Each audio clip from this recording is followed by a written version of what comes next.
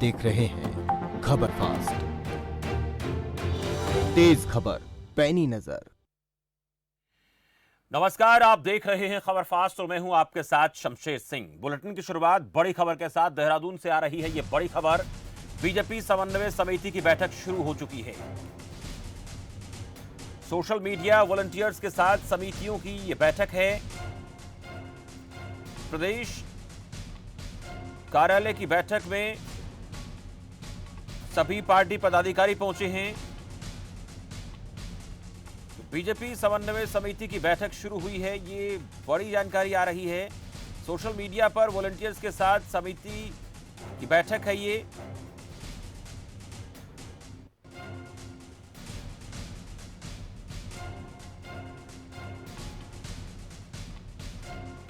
बैठक में सीएम पुष्कर सिंह धामी शामिल हुए हैं। कैलाश जोशी हमारे संवाददाता हैं देहरादून से, इस खबर पर हमारे साथ जुड़े हुए हैं, उनसे ज्यादा जानकारी लेंगे। कैलाश जोशी, बीजेपी समन्वय समिति की बैठक शुरू हुई है, क्या जानकारी मिल पा रही है, क्या मसला है जिसको लेकर यह बातचीत हो रही है, बैठक हो रही है? देखिए शमशेर, आपको बता दूं कि इस वक्त जो है भारतीय जनता पार्टी के जो प्रदेश कार्यालय है, प्रदेश कार्यालय में इस वक्त बैठक चल रही है। भारतीय जनता पार्टी समन्वय समिति की बैठक यहाँ पर चल रही है। इस बैठक में जो है मुख्यमंत्री पुष्कर धामी भी मौजूद हैं, प्रदेश के जो मंत्री हैं वो मौजूद हैं, विधायकों के साथ बैठक हुई है। और इस वक्त जो है बीएल संतोष जी जो यहाँ पर बैठक ले रहे हैं जी। यह माना जा रहा है कि जो 2022 को लेकर जो रणनीति होगी पार्टी की, उसकी तैयारियों को लेकर ये बैठक की जा रही है। साथ ही ये माना जा रहा है कि जो चिंतन बैठक जो रामनगर में हुई थी, उसके बाद ये भारतीय जनता पार्टी के जो समन्वय समिति की बैठक है वो आज यहाँ पर हो रही है। शमशेर, सोशल मीडिया वॉलंटियर्स के साथ भी बैठक की बात सामने आ रही है। कैलाश, क्या इसके पीछे वजह ये हो सकती है कि जो चुनाव होने वाले हैं आगामी, उसको लेकर किस तरह से प्रचार प्रसार तंत्र को आगे बढ़ाया जाए, सोशल मीडिया पर सरकार की छवि को किस तरह से प्रेजेंट किया जाए, इसको लेकर भी कोई चर्चा हो सकती है? बिल्कुल शमशेर, आपको बता दूं कि भारतीय जनता पार्टी का जो सोशल मीडिया विंग है, उसका जो है वॉर रूम यहाँ पर भारतीय जनता पार्टी का तैयार हो चुका है, जिसको लेकर अभी बीएल संतोष और प्रदेश अध्यक्ष मदन कौशिक और मुख्यमंत्री पुष्कर सिंह धामी व सोशल मीडिया के जो प्रदेश प्रभारी हैं शेखर वर्मा, वो पूरी सोशल मीडिया के वॉलंटियरों के साथ भारतीय जनता पार्टी प्रदेश कार्यालय के जो हॉल है उस पर इस वक्त जो है उनका जो है मीटिंग चल रहा है। और साथ ही जो जितने भी प्रभारी हैं, चाहे दुष्यंत गौतम की बात करें, चाहे रेखा वर्मा जी की बात करें, चाहे बीएल संतोष साहब की बात करें, तो सारे जो लोग हैं यहाँ पर मौजूद हैं और सोशल मीडिया वॉलंटियरों की जो है बैठक इस वक्त चल रही है।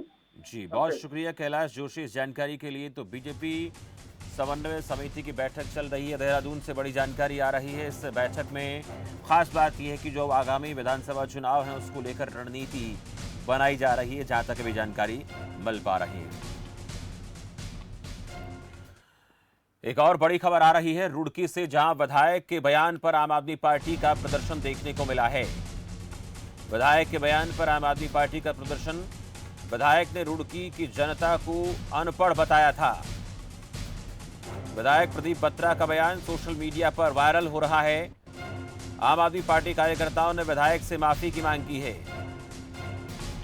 तो रुड़की विधायक के बयान पर आम आदमी पार्टी का प्रदर्शन है, जिसमें वजह यह है कि विधायक ने रुड़की की जनता को अनपढ़ बताया था, जिसके चलते आम आदमी पार्टी विरोध कर रही है।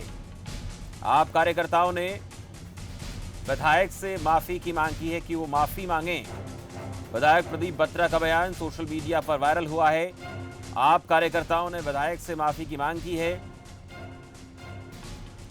रुड़की विधायक के बयान पर आम आदमी पार्टी का प्रदर्शन आप तस्वीरों में देख पा रहे हैं।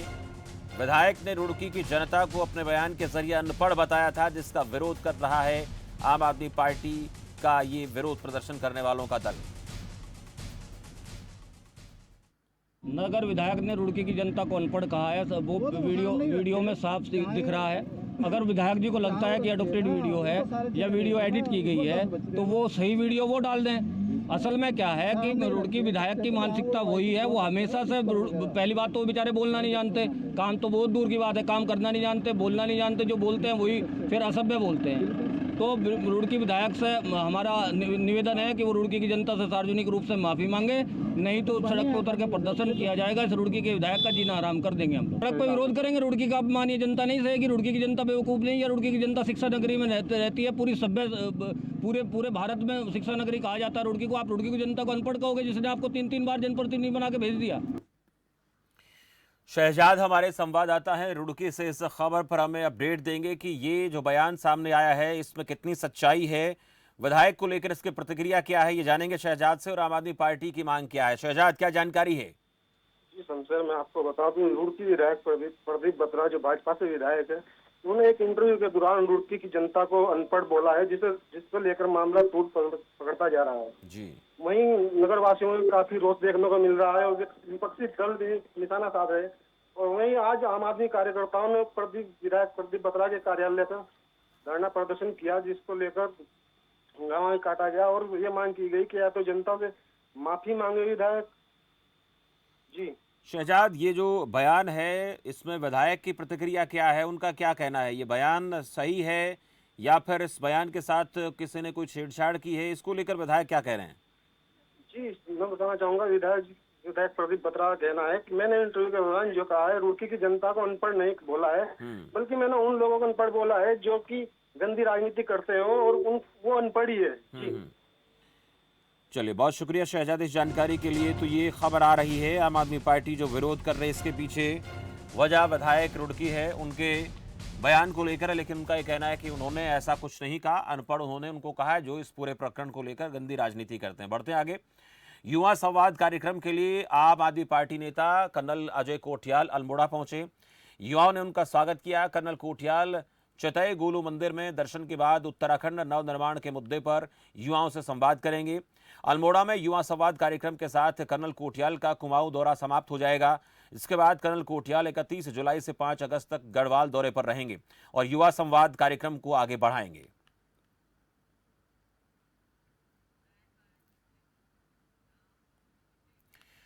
उत्तरकाशी में लगातार हो रही भारी बारिश ने जिले से लेकर गांव तक हाहाकार मचा दिया है। प्रधानमंत्री ड्रीम प्रोजेक्ट के तहत बन रही सड़कें ठेकेदारों की मनमानी की भेंट चढ़ रही हैं। सड़कों पर दरार आने से कई गांवों पर खतरा मंडरा रहा है। सड़कों पर जल निकासी के पुख्ता प्रबंध नहीं होने की वजह से लोगों को जलभराव और जाम की समस्या से जूझना पड़ रहा है। लोगों की परेशानी को देखते हुए युवा कांग्रेस ने प्रशासन के खिलाफ प्रदर्शन करने का ऐलान किया है।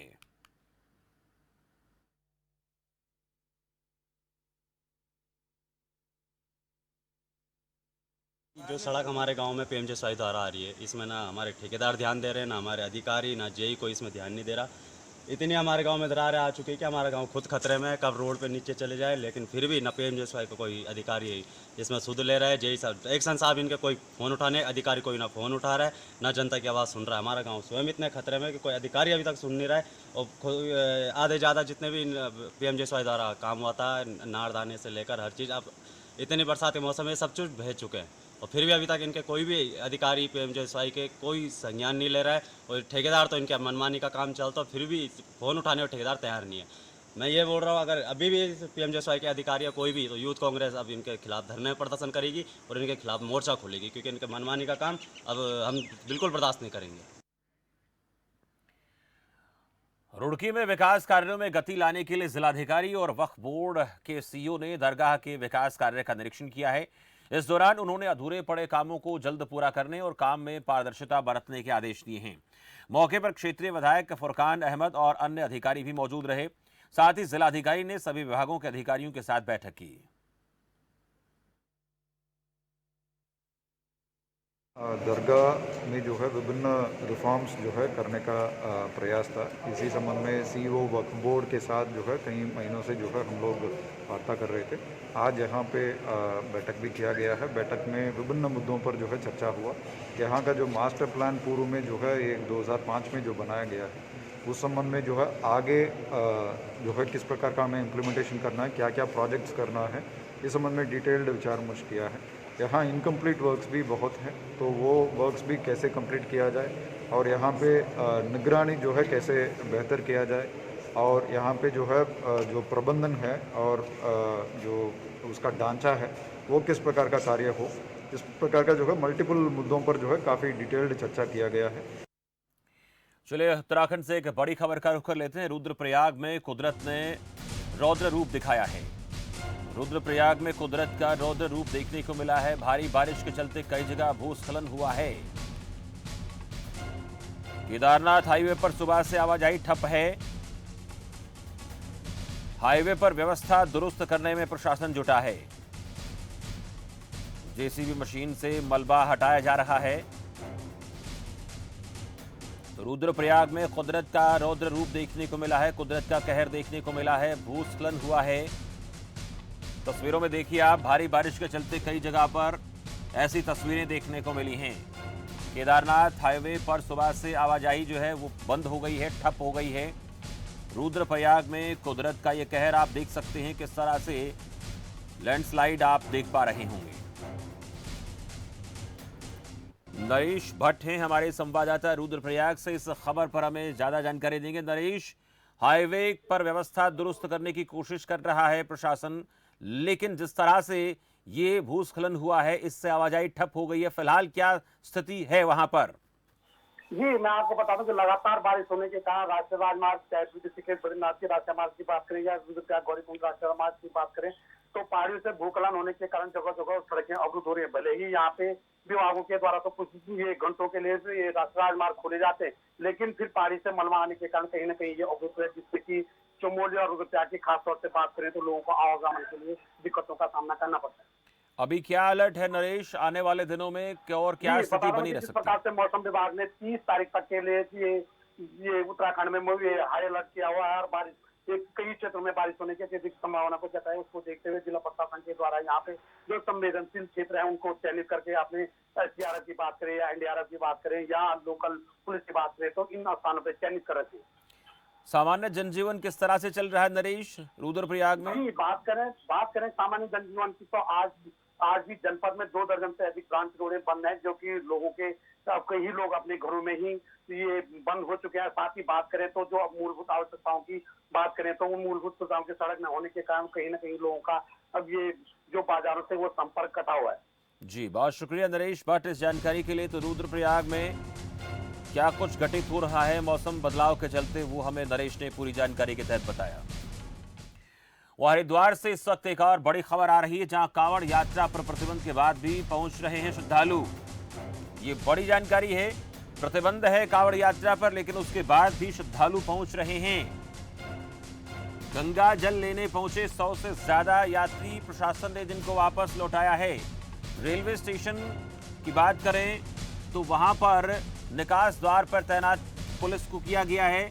कांवड़ यात्रा पर प्रतिबंध के बाद भी श्रद्धालु पहुंच रहे हैं। ये गंगा जल लेने 100 से ज्यादा यात्री जिनको प्रशासन ने वापस लौटाया है। रेलवे स्टेशन के निकास द्वार पर पुलिस की तैनाती की गई है। हरिद्वार से इस वक्त की ये बड़ी खबर आ रही है। कांवड़ यात्रा पर प्रतिबंध होने के बाद भी श्रद्धालु जा रहे हैं, गंगा जल लेने पहुंच रहे हैं। 100 से ज्यादा यात्री जिनको प्रशासन ने लौटाया है। राजकुमार पाल हरिद्वार से हमारे संवाददाता सीधे इस वक्त मेरे साथ जुड़े, हरिद्वार से पूरी जानकारी देंगे। राजकुमार, कांवड़ यात्रा पर प्रतिबंध है लेकिन उसके बाद भी श्रद्धालुओं का जो आना है वो जारी है। क्या इसको लेकर आपके पास जानकारी है और किस तरह की प्रशासन की तरफ से हिदायतें दी गई हैं? जी बिल्कुल, आपको बता दें कि जिस तरीके से कांवड़ मेले को उत्तराखंड सरकार ने यहाँ पर स्थगित कर रखा है, उसी के चलते यहाँ पर कुछ कांवड़िए यहाँ पर पहुँच रहे हैं। उनको रेलवे स्टेशन पे भी रोका जा रहा है और हरिद्वार के बॉर्डरों पे भी रोका जा रहा है। अब बॉर्डर से जैसे ही वो एंट्री करते हैं तो उनको वहाँ भी रोका जा रहा है। लेकिन कुछ कांवड़िए जो ट्रेन से हरिद्वार पहुँच रहे हैं रेलवे स्टेशन से, वहाँ पर गेट पर ही उनको रोककर और बसों में बैठाकर वापस बॉर्डर पे छोड़ा जा रहा है। और वहीं सख्त से सख्त हिदायत दी जा रही है, अगर फिर दोबारा से अगर ये कोशिश करी तो आने वाले समय में फिर इसको 14 दिन के लिए उनको क्वारंटाइन कर दिया जाएगा और साथ ही आपदा एक्ट के तहत कार्रवाई भी उनके ऊपर की जाएगी। जी, आदेशों का पालन किस तरह से हो रहा है? कड़ाई से पालन हो रहा है या कहीं पर कोई हीला हवाली, कोई ढील ढाल आपको नजर आती? राजकुमार,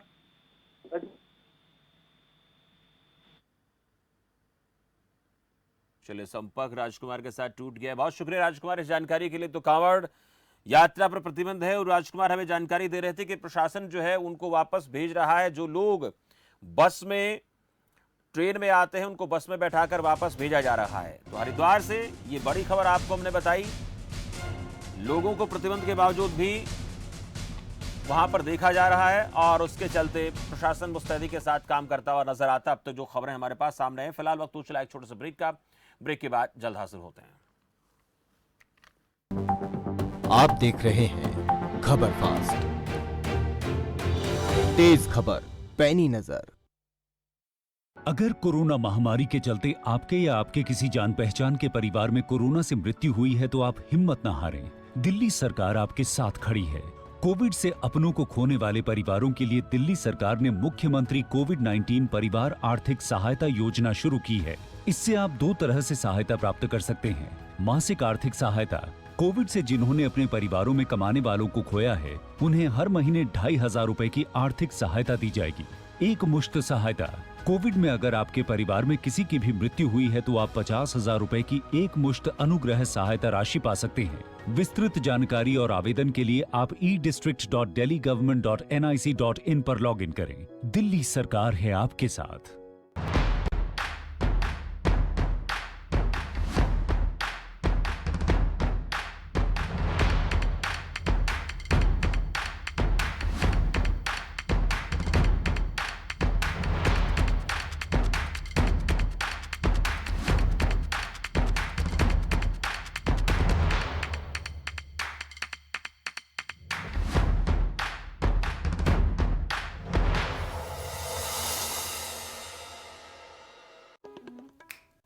आप रोगों से परेशान हो या अंग्रेजी दवाओं से, विभिन्न प्रकार के टेस्टों से परेशान हैं या डॉक्टरों से, किसी भी प्रकार के रोगों के समाधान के लिए एक बार आइए नाड़ी वैद्य कायाकल्प और पाइए अपने सभी रोगों का आयुर्वेद में सही इलाज। एसिडिटी, गैस, खट्टी डकार, पेट फूलना और कब्ज, ऐसे में मेरी सलाह है आयुर्वेदिक मुल्तानी पचमीना। ये पेट की सभी समस्याओं में पूरी तरह आराम देता है। भारत की झोली में सोना आएगा, जापानी धरती पर तिरंगा लहराएगा, दुनिया के कोने कोने से खिलाड़ियों का लगेगा मेला। अब होगा सबसे बड़ा खेला। सेहत से जुड़ा हो कोई भी सवाल, विशेषज्ञ बताएंगे समाधान। कैसे रहें निरोग और स्वस्थ। आपका डॉक्टर अब नए समय पर, रोजाना दोपहर 1:55 पर, सिर्फ खबर फास्ट पर।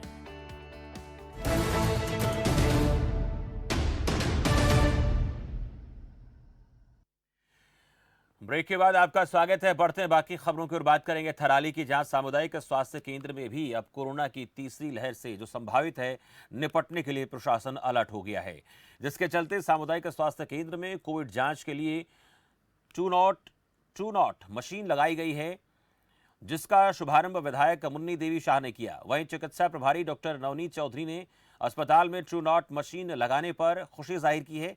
ये कहा कि मशीन की वजह से लोगों को कोरोना की जांच में काफी राहत मिलेगी।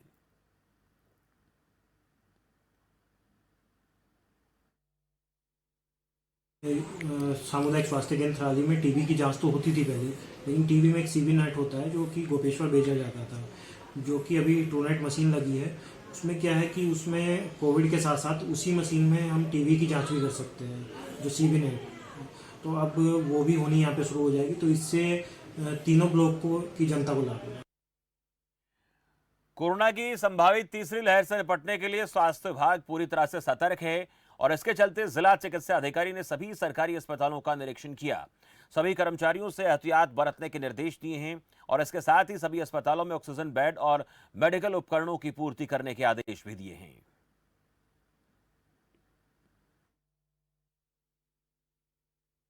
अभी हमारा जैसे थर्ड वेव आने वाली है और हमारे माननीय मुख्यमंत्री जी और स्वास्थ्य मंत्री जी के द्वारा भी इंस्ट्रक्शन दिए गए हैं कि हमारे जितने भी स्वास्थ्य अस्पताल में हैं, चाहे वो CSC हो, PSC हो, सब सेंटर जिला अस्पताल हो, उसको कैसे अच्छा से अच्छा हमारा दिखे, अच्छे से अच्छे बेड, बाकी जो सुविधा है वो पूरा मिले लोगों को, और जो डॉक्टर हैं या स्टाफ हैं वो टाइमली हैं, टाइमली जाएं, साफ सफाई या और दवाई यहीं से मिले, फ्री दवाई मिले, कोई पैसे उसका नहीं ले।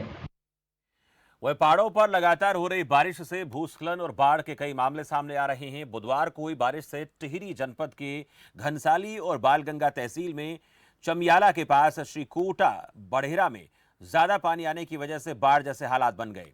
वहीं कई हेक्टेयर उपजाऊ भूमि पर मलबा आने की वजह से धान की फसल बर्बाद हो गई। भारी बारिश की वजह से पंचायत भवन, विद्यालय और गौशालाओं को भी नुकसान पहुंचा है।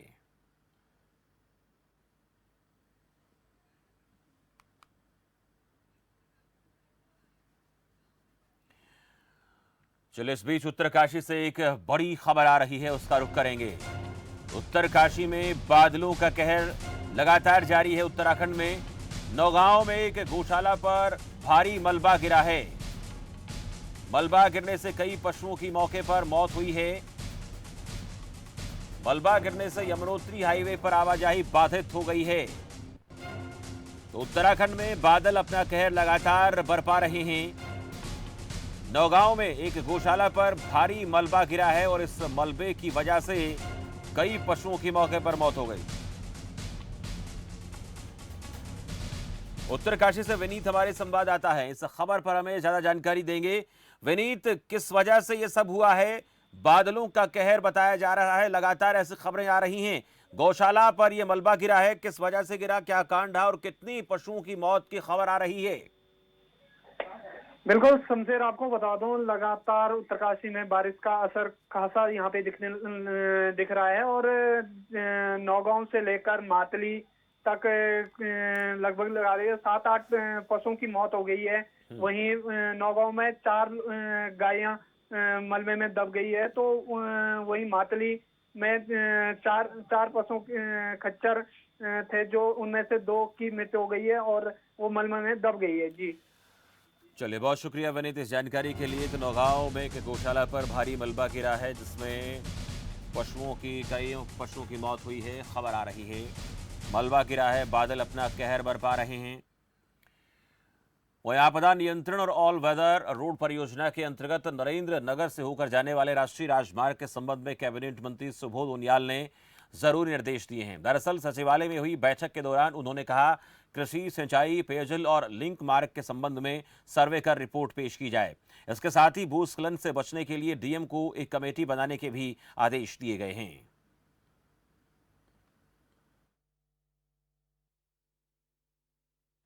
पूरे राज्य के लोगों का, कुमाऊं क्षेत्र के लोगों का, गढ़वाल क्षेत्र के लोगों का आवागमन इन रास्तों से और गंगोत्री यमुनोत्री जाने वाले हों या बद्रीनाथ केदारनाथ, तो उसकी शुरुआत ही मेरे इस क्षेत्र से है। और इसमें जिस तरह से आए दिन लगातार रोड ब्लॉक हो जाती हैं,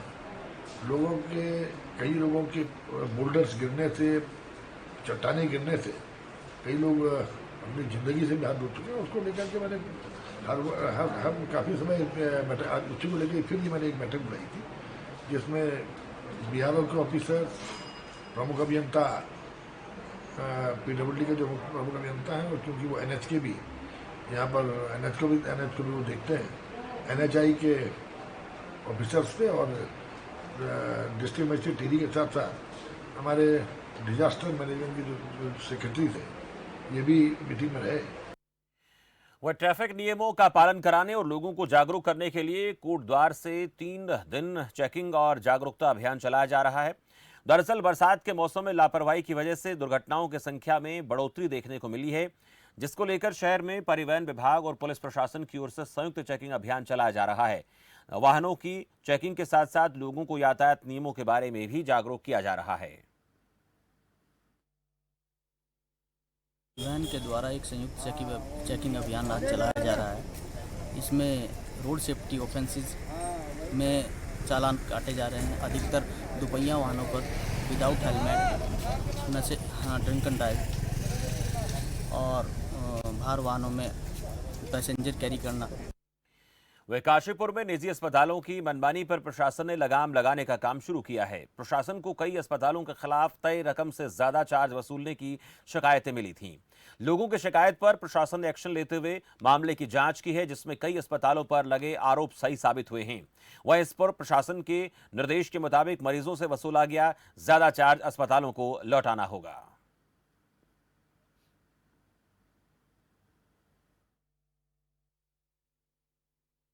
कोरोना काल जो है वो एक हमारा इमरजेंसी पीरियड चल रहा था और उस दौरान जितने लोग भी बीमार हुए थे उनमें प्राइवेट हॉस्पिटल द्वारा सेवा दी गई थी, मगर ऐसा देखने में बहुत ज़्यादा आया कि जो शासन आदेश था हमारा, जिस अकॉर्डिंग उनको चार्जेस लेने थे उसके अकॉर्डिंग ना चार्जेस लेके उन्होंने बहुत ही हाई चार्जेस लिए हैं, चाहे वो ऑक्सीजन सिलेंडर के हों, चाहे वो आईसीयू बेड के हों या उसके अलावा कोई मेडिसिन के हों।